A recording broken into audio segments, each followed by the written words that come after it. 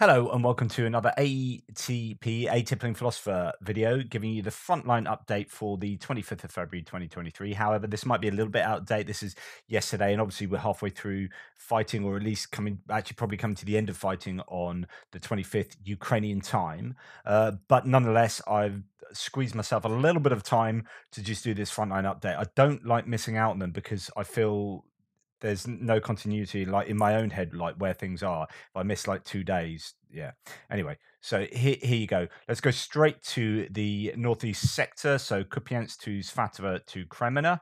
We're going to go up to the Kupiansk area. Not too much information from the sort of pro-Ukrainian sources. Rebar says of the area, no visible changes in the front line. They do talk about how Ukrainians are reinforcing the area in the Kupiansk sector. 5 tanks are transferred to Dvorichna from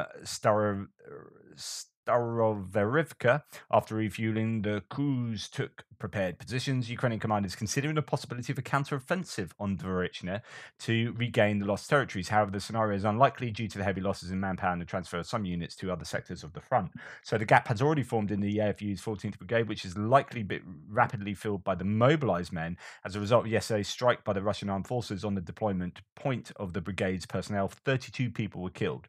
So they're saying that in Dvorichne, there is some losses in the area, that Ukraine are trying to shore up their troops and equipment in the area, and might even be considering a counterattack. Not wholly sure though.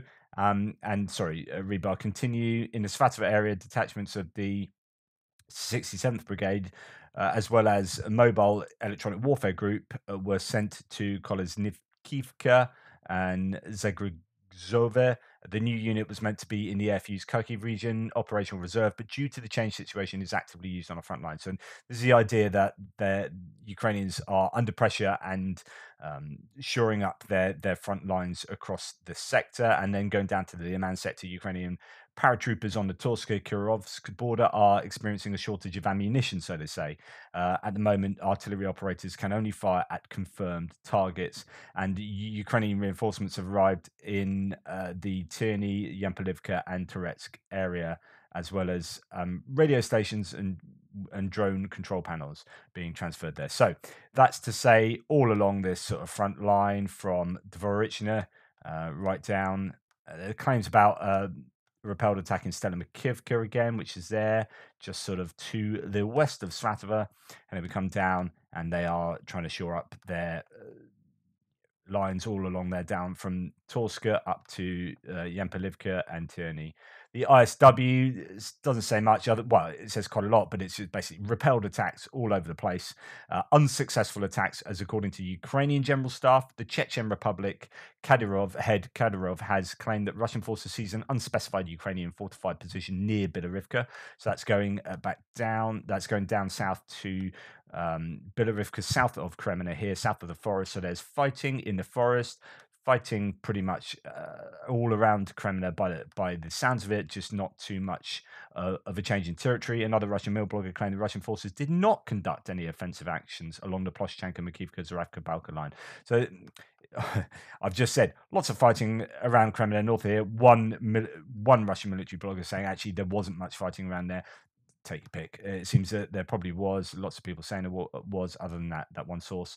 There's talk in the ISW about airborne units being spread across the 2 axes of advance. A Kremlin affiliated mill blogger claimed that on the 23rd, unspecified elements of the airborne division were operating in positions on the Svatova-Kreminna line, and as well, I think, beneath there as well, so south of Kreminna too.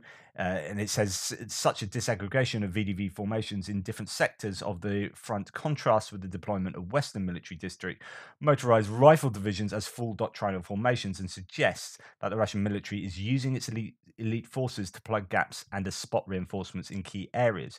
This is something that was said of them before, that they were often not using their elite forces as elite forces to kind of rush in, do the stuff, and then sort of go out and reconstitute and do that again, but using them as general regular forces, plugging gaps here, plugging gaps there, and that's not really how they were, how they're envisaged to be used. So that that could represent a problem for the Russians, and showing that they have a lack of manpower and are using units in ways that they shouldn't be used.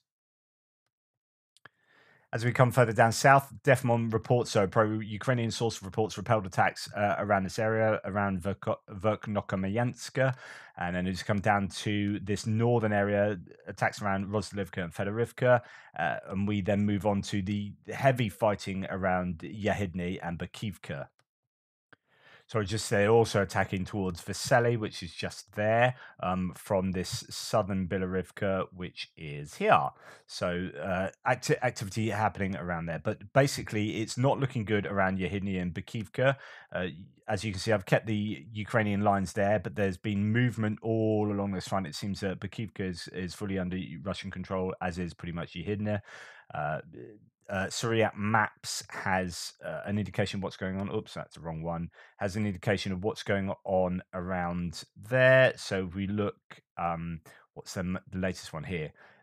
They say that situation north of Bakhmut, Russian army, took full control over Stupka district while they continue advancing south of Berkivka. So that's to say Berkivka is under their control. In addition, Russian units began entering Dubovo-Vasilivka following the withdrawal of the Ukrainian army from this town, which is to say, so they're saying that they're withdrawn out of there.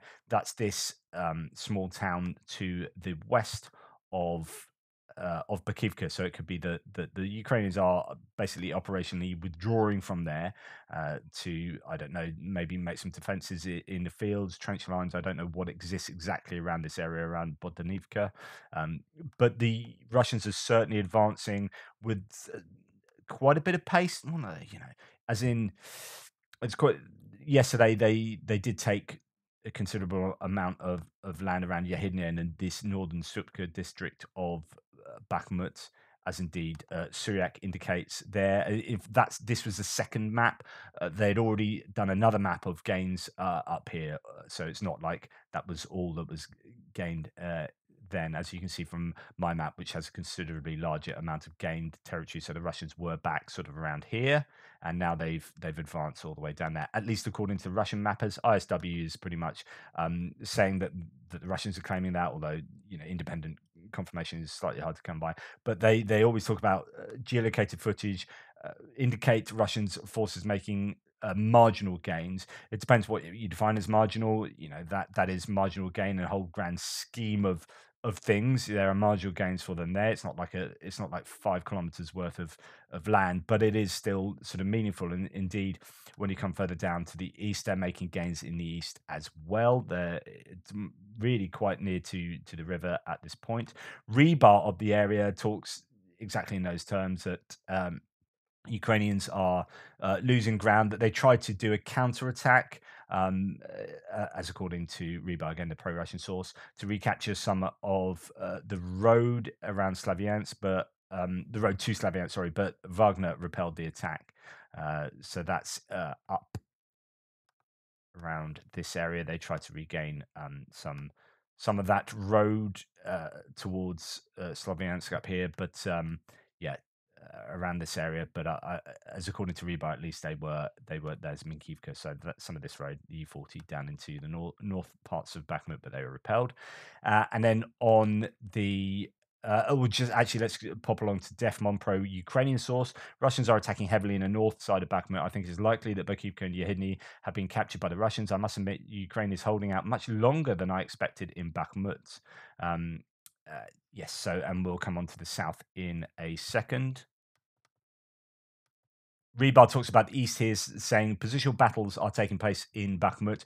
Wagner deepened on the eastern outskirts of the city in the Zabakhmutovka area, gaining a foothold in the neighborhood adjacent to Shedraya Street. In the southwest, the assault detachments entered the city's suburbs. And we'll come on to southwest in a second, just to concentrate on the eastern suburbs here. So as you can see, where literally just a few days ago, we were talking about, well, how many blocks to the east of Maximenko Street here, this one going north-south, do the Russians have control of? Well, now actually they've advanced all the way really to the river here, and that river is where the Ukrainians will likely form a defensive line.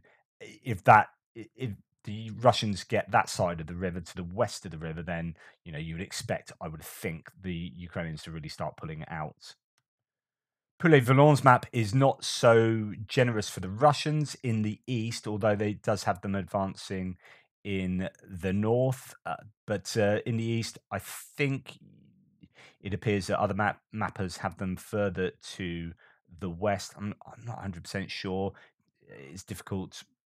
This map it looks quite a bit different, in the way it's set out, but it's quite nice because it is clear and colourful. But what I like about this is you can easily see the river there, and how that will form a natural defensive barrier for the Ukrainians. That the bridges have been pretty much blown there, so it'll be difficult for the Russians to get across in any meaningful way. There's quite a lot of footage now coming out of BMPs using their autocannons in Bakhmut. So this is a sort of footage that is being shared. I've seen about 5 of these for the Ukrainians, autocannons being used to attack troops hiding in buildings. As you can see, they really are pretty vicious autocannons when they're used in this way. Here, Tendar says Russians closing extremely slowly into Bakhmut, and the Ukrainian machine cannons raise them regularly, like here in the eastern part of the city. The Russian tactics remain the same: human waves after human waves after human waves. Not a single Russian vehicle can be seen. Now, we've heard a lot of talk about how the Wagner group and the Russians generally around Bakhmut are just not using the support of mechanized equipment that the Ukrainians do to a larger degree. I have seen one video of Russians using an autocannon on a BMP in Bakhmut area, in the Bakhmut area. So that's not strictly true. I don't think that they have none. However, there does seem to be far more usage from the Ukrainians. So here, another example, and there are plenty of these actually, but you can see just the sort of damage that those 30 mil autocannons can do. They really are pretty powerful um, pieces of armament, and these buildings don't last too long when they are absolutely riddled with 30 mil rounds. But so yeah, hiding. I've seen buildings where Russians have gone in, and then they just get absolutely raked with these rounds. So anyway, that's what's going on in Bakhmut. Possibly that sort of footage is coming from the east of Bakhmut, but not 100% sure. Obviously, with the bridges gone, you have to work out exactly where they're coming from. Possibly down the south here. There will be other ways across the river, no doubt. Um, and yeah, so let's go on to what Rebar says then of the southwest. So in the southwest, the assault detachments entered the city's suburbs. In the southwest of Bakhmut, Wagner assault units resumed their offensive on Ivanivska and toward the road to Konstantinivka. Now the fighting is going on the outskirts of the settlement, and the AFU is using assault aircraft to deter the Wagner units. So this is interesting that this is the first time I've seen Rebar talk about assault aircraft. We know that helicopters, uh, Ukrainian helicopters do release a lot of unguided rockets into the area. They are operational around Bakhmut on a daily basis. There's lots of footage to suggest that. But that's the first time I've seen Rebar mention them explicitly, operational attack aircraft, operational in Bakhmut, and that could be it could be fixed wing aircraft, could be helicopters. Not 100% sure. So when we zoom out and come down to the southwest, we have Ivaniska. It doesn't seem like there is much movement, even according to deep state map that's been fairly accurate in portraying the Russian gains recently. Is showing no gains around here. Rebar is talking about the southwest entering into the city. That could be around this area here, around the cemetery. It could be. I mean, it's not really southwest over towards Opitny. So yeah, it could be Russians starting to get into those southern suburbs there. There is talk of attack towards Delivka here from the Russians, so there could be Russian gains just across this canal. Defmont talks about this on the south side Russia attacked towards the T0504 road again and tried to advance west over the canal towards Divlivka. Fighting is ongoing all around Bakhmut and not only in the areas I'm drawing arrows. But where he does draw arrows is up towards Ivanivska and up towards this road, the T0504 road, and indeed down here towards Divlivka. He's actually I'm trying to work out whether he has the Russian forces further on there or whether he's pulled back this part, the Russian line just here in this more easterly section of that westerly section. So it could be that for him, the Russians are back here, there, or unless this part is further forward. Let's have a little bit of a look. So on yeah, actually, it could be that the Russians have advanced to around here, which is where I've got 50 meters. That makes sense. So, indeed, I was saying over the last couple of days that there's geolocated footage show that Russians are only 50 meters from there. So that would suggest that, for as far as Defmon is concerned, the map would look something like the Russians up here. But I need to go and check this for sure. And coming back down to this point over there still. So it could be something more diagonal like that. Uh, I'm not drawing that for sure. I'm just giving you an indication. I'll let you know and try and get that more accurate as I go forward. Right, let's pop down to Avdivka there. So essentially, just to summarize, it's tough in Bakhmut, of course it is, and the Russians are making incremental gains every day in most areas of Bakhmut. Um, Perhaps the Ukrainians are holding off better in the south and the southwest, but yeah, it's the pressure is on. As we come further down south, we pass Shumi, we pass New York. Now, there is some gains for the Russians in this area towards Krasnohorivka, around Kamyanka. I talked about that yesterday. That's according to mappers like Surya Maps. I want to see some confirmation on this from pro-Ukrainian sources, but yeah, there is pressure to the north and indeed some pressure down to the south around Pervomaisky towards Vondyane. So this area, basically these two brown fields, as according to Syriac maps, have been taken by the Russians and the settlement just to the north part of Vondyane, to the north of this water feature there. So the Russians are making some gains around Avdivka, trying to close the net as they are doing in Bakhmut. I think it'll be pretty difficult, but it just depends whether the Ukrainians are really going to decide to do counteroffensives, what they're keeping behind in order to make sure that. So when I talk about whether they will do counteroffensive, I mean like small counteroffensives rather than their huge moves, or are they keeping troops back and material back in order to concentrate on doing their larger counteroffensives? I just don't know. As we come down past. This Krasnohorivka from Avdivka to Marinka, there are some gains for the Russians. So the first thing to say is in more in the center of Marinka, or just to the south of Marinka, there are some gains near Druzhby Avenue. So these few blocks here are gained by the Russians, as according to Syriac maps. So if we can find their Marinka map here, they say situation west of Donetsk city, the Russian forces took control over the remaining parts of Blaudatna and Heroyev Chornobaya streets until Druzhby Avenue is out of their control. I'm not quite sure of the English there, but you get the idea that Russians are taking control of this, and that's part of Druzhby Avenue. Of course, this is all like rubble now, grey hellscape, but they are certainly moving. They've had some success both in the south and the north. Still not sure about this northern area here where there are conflicting accounts, but the Russians have taken control of these agricultural buildings to the north, and they are advancing in the south. And quite importantly, they appear to be knocking on the door of Pobjeda. So there are varying accounts of what's going on in Pobjeda. The ISW says a prominent Russian mill blogger claimed that Russian forces lack the personnel needed to make advances around Pobjeda. On the other hand, a Russian source claimed that Russian forces advanced into Pobjeda, although the ISW has not seen any visual confirmation of this. So, all the fighting in the usual areas around here and going up to Avdivka, but the Russians are making some progress. They're making some progress there. There's attacks around Nova Merkelivka as well, just to the south of Mariinka. Defmon's interpretation of what's going on in that whole region.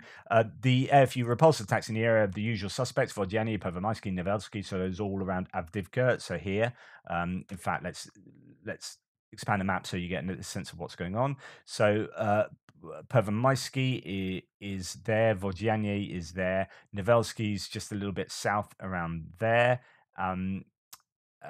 and Marinka and Novomykhailivka. Russians captured positions on a farm close to Pobjeda a few days ago, but got their asses handed to them by Ukrainian artillery. They had to retreat. So there's the idea that around Pobjeda, so this is Marinka, Pobjeda, he's got this arrow going in reverse. So I haven't actually changed my map up there, but they are, other than to have this kind of quite acute triangle of territory that they gained, they are either they're either in Pobjeda or they're not. They are they might have been repelled and had to retreat, as Defmon says. So uh, we'll wait to see what's happening in that area, and then as you can see, Defmon then goes on to say, not too much else around, other than say attacks around Vuhledar, Novomykhailivka, and Prechystivka. He does refer back to the 23rd when he talked about that farmyard area. So on the February 22nd, a Russian armored group occupied the Pobjeda farm near Marinka, Donetsk region after the group fell under javelin fire and lost 4 BMP-3s and 2 tanks. So I haven't reported that previously. So the Russians did lose, and there was that uptick of tanks and APCs over the last sort of 2 or 3 days, and this will be feeding into those figures.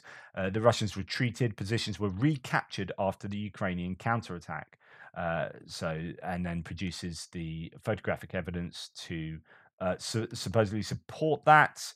That is Defmon. So it appears, yeah, that the Russians got a bloody nose trying to get into Pobjeda. Pobjeda is important. If Pobjeda falls, then this road and some of the supply routes into Marinka will be cut. Um, it's just up here. So Pobjeda represents, control more widely over this area towards Marinka. Yeah, and come down to Vuhledar, and it appears that repelled attacks around there again.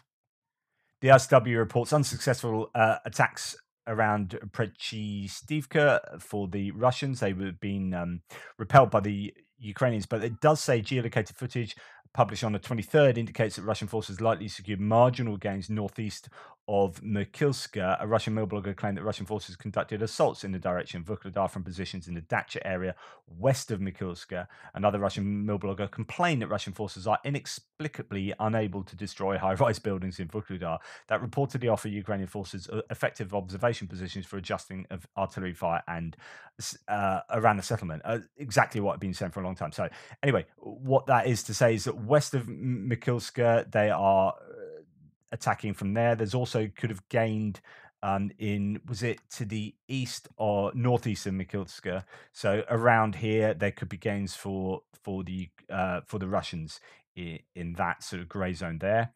And exactly right. Like, I can't believe that they flattened so many towns. And here's one town that they're really trying to get, and they keep beating their heads against a brick wall. And these apartment buildings remain up. They are fired on with an incredible amount of artillery and thermobaric munitions, and they just seem to be really, really strong apartment blocks.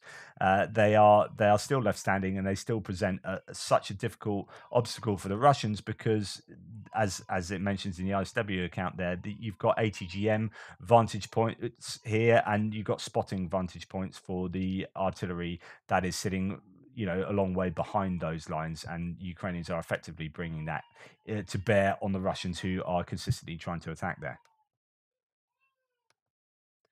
So as we come out and go towards Zaporizhia, the claims are that both Russian and Ukrainian forces are doing reconnaissance and force attacks across these lines, but without success. No sort of serious territory has swapped hands. In Kherson area, the Ukrainians are claiming that the Russians are building some forces close to the banks of the Dnipro River.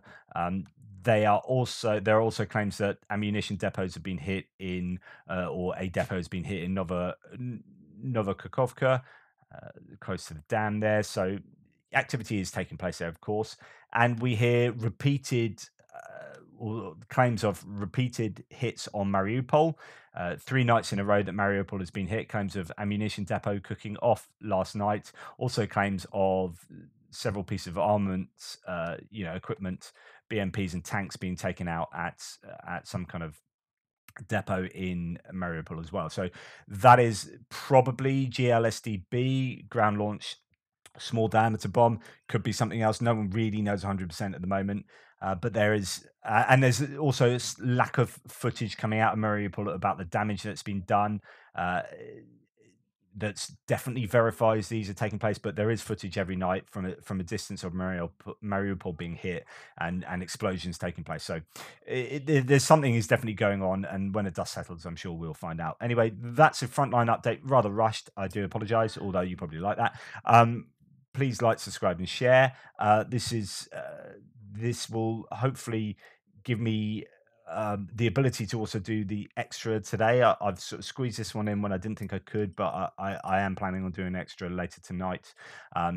So watch out for that. Anyway, thank you for all your support. Really do appreciate it. Take care, and I'll speak to you soon.